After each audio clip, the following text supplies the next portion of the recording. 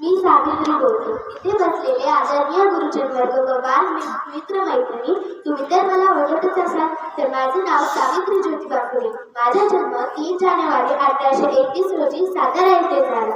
आजचा दिवस म्हणजे माझा जन्मदिवस बालिका दिन म्हणून साजरा केला जातो. लग्नानंतर माझ्या पतीने मला लिहायला वाचायला शिकवले. त्या काळी मुलींच्या शिक्षणाला विरोध होता. मुलींना शाळेत पाठवत नव्हते.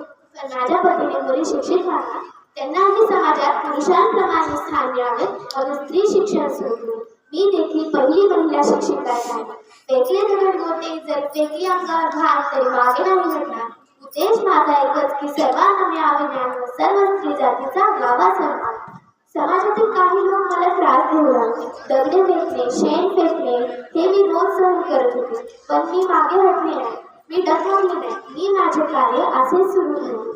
मी सावित्री आज तुम्हाला एकच सांगेन की आजही समाजात मुलींवर अत्याचार होत आहेत. मुली असुरक्षित आहेत. म्हणून जर प्रत्येक स्त्री शिकून मोठ्या पदावर गेली तर आपला आज देश प्रगत होईल.